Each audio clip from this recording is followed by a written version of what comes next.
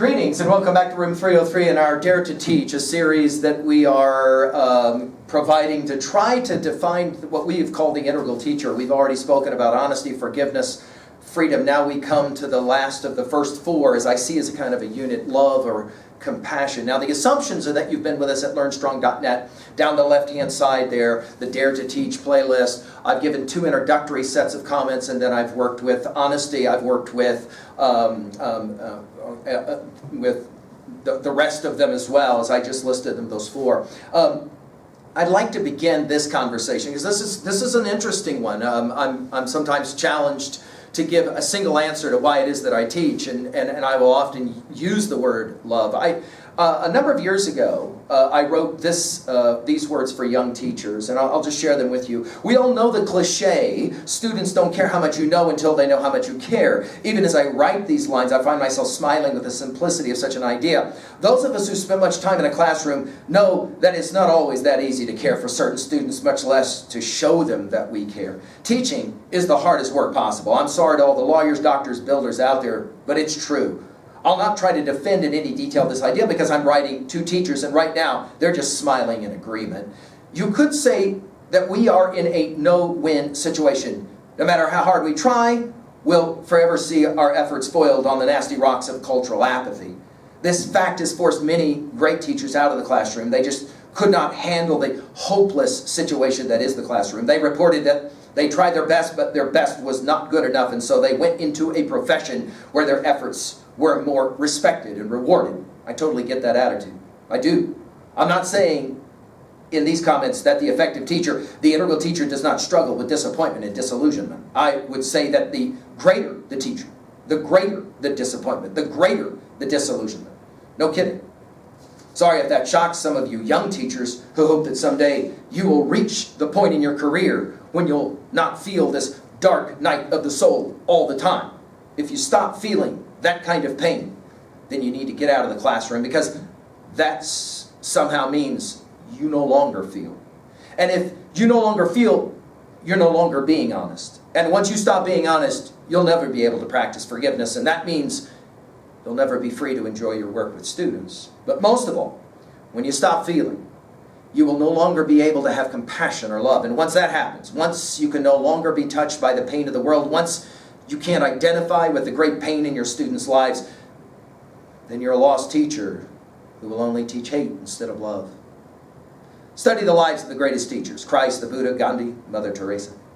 And you will see individuals who feel the great pain of the world all the way to the end of their lives. They were able to be effective teachers because they could listen to the pain and suffering in the lives of their students. In other words, they could love.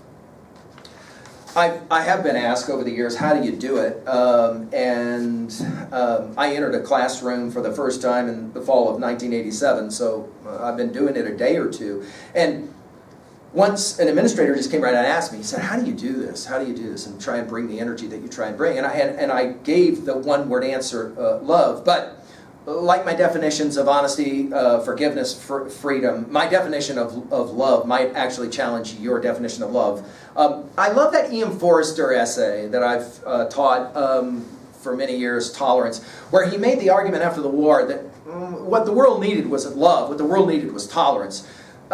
Because he was defining love as these warm, fuzzy feelings. That's not how I'm going to define love in this talk at all. Some teachers have actually left the classroom because they don't feel those feelings. They will say, quote, I'm not cut out for this kind of work, end quote, because they don't come into a classroom every day and feel those warm, fuzzy feelings, that is to say, love, right? And therefore it's not their calling.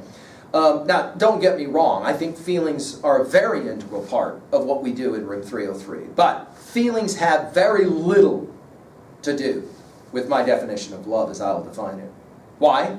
Because I'm going to define love as a certain perspective or attitude, right, that I hold towards myself and towards others.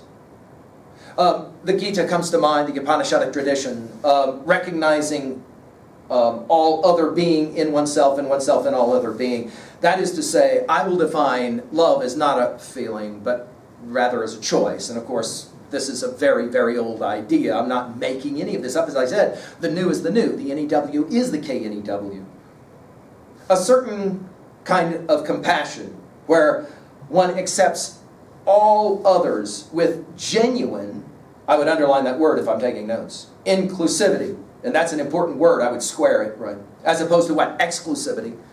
I've got to work really hard to make sure that all of my students are included.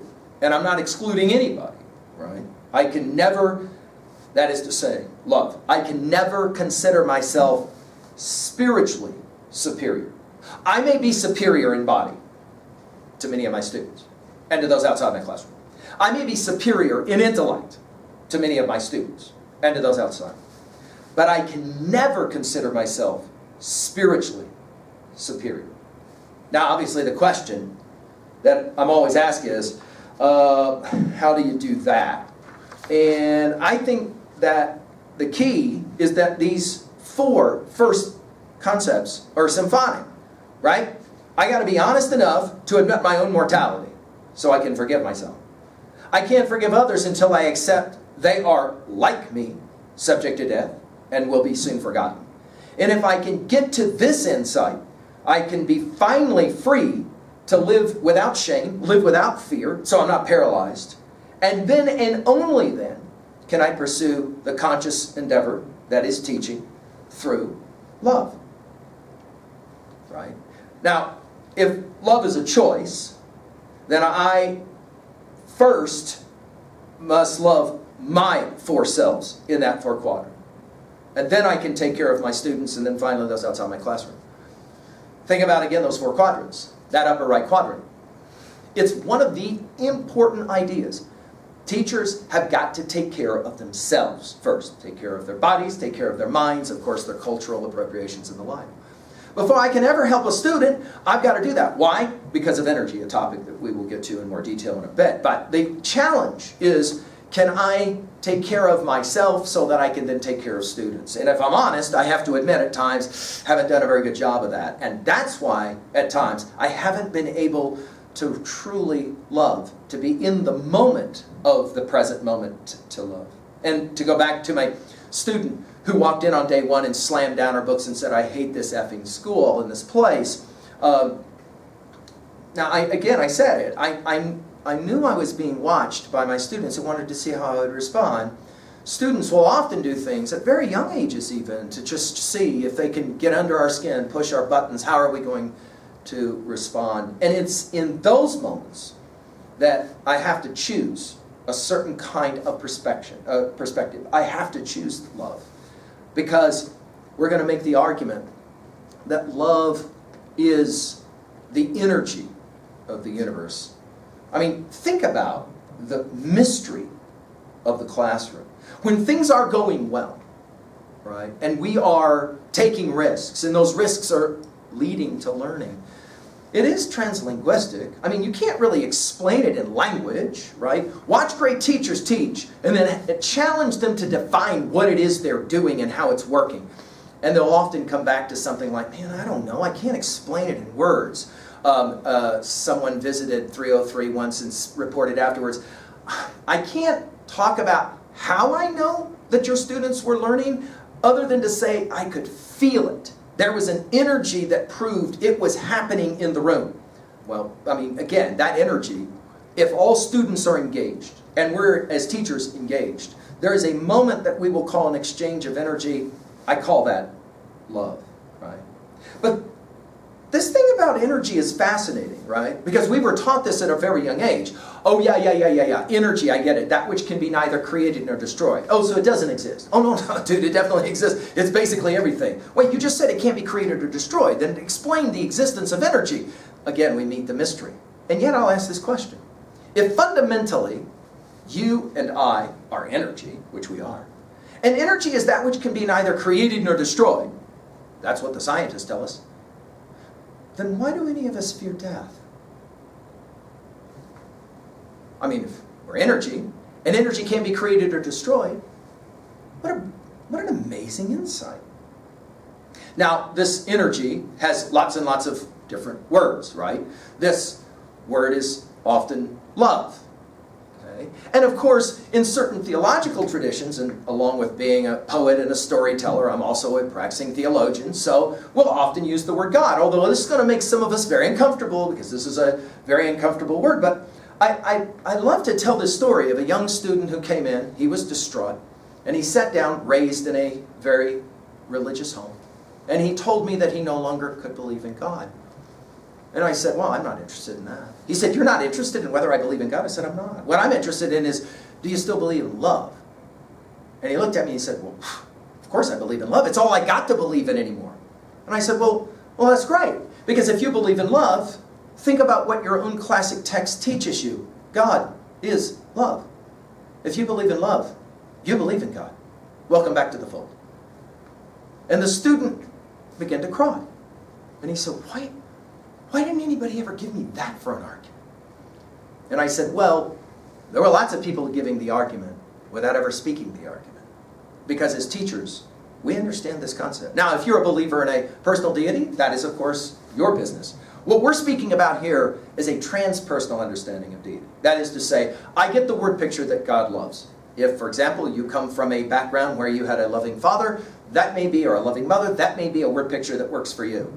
But can you give me a word picture for God is love? What's the word picture for that? Now that is that transpersonal, that's that translinguistic understanding of the energy that I'm talking about now. And as teachers, this is going to be the heart of, in my estimation, what makes great teaching. Now I realize some of this talk freaks out some teachers. I get it. I totally understand. We're taking risks here. Hey, we said before, that is what good teaching is. We take risks, right? But this is the mystery that I'm going to challenge you in your teacher's learning journals to try to think about. Where does love play a role in my understanding of what I do in a classroom? And I'm not talking about some fuzzy, warm feeling, because those feelings go away. We live, of course, in a culture at large where most of our students and those outside of our classroom will think of love as a feeling. If I don't feel something towards you, then obviously I can't love you. And we're going to challenge to say, no. I'm going to challenge myself to choose to see you as spiritually equal with me. Because it's only in that moment that I can really begin to have the kind of joy that we will get to in a later conversation. Of course, this whole idea of taking risks when we start talking about love and learning makes sense if we go all the way back to the first story that I shared with you about my son learning to tie his shoes. I showed it to him a number of times, and then he finally got it. We use this language, oh, I got it. That eureka, that epiphany moment of learning and cognition. But wait, what happens? What happens? What happened neurologically? What happened physiologically? What happened spiritually? What happened emotionally? That all of a sudden a student gets it. This is the thing. We don't understand that. And we have to embrace the mystery of that fact. We can't understand everything that happens in our classroom. But if you're a fan of Les Mis, either the opera or the novel, right, you'll remember to love another is to see the face of God. It's a beautiful line. And of course, if you find yourself in London, you can always go and watch the performance. And it is compelling that at the end of that performance, when that line is spoken, there is somehow an understanding of what that means, even though we can't actually speak it in words. True learning, then to finish, is always going to be mutual between me and my students, right? I love them for the opportunity of such a moment of recognition. And I hope that they appreciate the chance to have recognized some kind of amazing event at times is happening in themselves. And then in that moment, there's balance, there's harmony between the pain and the joy of the world. That is to say, there's some kind of recognition of justice, and that we will get to in our next lecture. So we'll ask, now back to our big five, how can I learn to love through my epistemology? That's why we say I could be wrong. About a student, for example. The student who came in and slammed her books down and told me that this place sucked. She was uprooted and forced to move to this small town in the middle of nowhere. She had every right to believe that her life was a tragedy, right? Can I have that sense? Can I have that insight? Can I have the ability to see love or compassion ontologically? Can I actually ask, do I really love my three selves? My body, my mind, my spirit. And can I make the choice to do so with myself? Especially those students who, they push me. Sometimes those are our most important students. Those are the yeast that make the best bread, right? To speak in Jack Kornfield language. Can I learn to love through my fears psychologically, and through the fact that sociologically sometimes practice of love is so difficult to do, especially groups of people that I just do not agree with at all. Find somebody that you are the complete opposite with politically. Sit down and have a real conversation with them. Can you love that? That's the choice. Can you do that as a teacher? Because if you can't, you're not destined for long in this classroom setting. You're just not. You're just not. Finally, of course, theodicy. Can I learn to love through the question of why is this happening for me? Now, we finished our last reading with a reading from Gibran's prophet. Of course, those of you who know this at all, this reading of love, it's so beautiful, I'll share it with you. Then said Al-Mitra, speak to us of love. And he raised his head, and he looked upon the people, and there fell a stillness upon them. And with a great voice he said, when love beckons to you, follow him, though his ways are hard and steep. And when his wings enfold you, yield to him, though the sword hidden among his pinions may wound you. And when he speaks to you, believe in him, though his voice may shatter your dreams as the north wind lays waste the garden. For even as love crowns you, so shall he crucify you. Even as he is of your growth, so he is for your pruning. Even as he ascends to your height and caresses your tenderest branches that quiver in the sun, so shall he descend to your roots and shake them in their clinging to the earth. Like sheaves of corn, he gathers you into himself. He threshes you to make you naked. He sifts you to free you from your husks. He grinds you to whiteness. He kneads you until you're pliant. And then he assigns you to a sacred fire that you may become sacred bread for God's sacred feast. All these things shall love do unto you, that you may know the secrets of your heart, and in the knowledge become a fragment of life's heart. But if in your fear you would seek only love's peace and love's pleasure, then it's better for you that you cover your nakedness and pass out of love's threshing floor into the seasonless world, where you shall laugh, but not all of your laughter, and weep, but not all of your tears. Love gives not but itself, and takes not from itself. Love possesses not, nor would it be possessed, for love is sufficient unto love. When you love, you should not say, God is in my heart, but rather, I am in the heart of God. And think not you can direct the course of love, for love, if it finds you worthy, directs your course. Love has no other desire but to fulfill itself. But if you love and must needs have desires, let these be your desires. To melt and be like a running brook that sings its melody to the night. To know the pain of too much tenderness. To be wounded by your own understanding of love. To bleed willingly and joyfully. To wake at dawn with a winged heart and give thanks for another day of loving. To rest at the noon hour and meditate love's ecstasy. To return home at eventide with gratitude. And then to sleep with a prayer for the beloved in your heart and a song of praise upon your lips. I want to challenge you, I dare you, to love as we've defined it. And in your teacher's learning journal, I hope that you can write about a time that you love, that you made the choice to love. It didn't make sense, and yet you did it. And in some ways, it explains everything about the life that you live in a classroom. And then, of course, finally, what was a time, it's so hard to write about this, but I challenge you to do it. What was a time, because we all got them, if you've taught for very long, you got them. What was a time you didn't love? That you expected love to be something like this fuzzy feeling, and there was just no way to get there. For some of us, this was the reason we actually left teaching. For some of us, this will be the reason we find our way back. Because for most of us, we didn't choose teaching. It chose us, the way love does. Of course, all of that would lead to a conversation of justice. Thank you.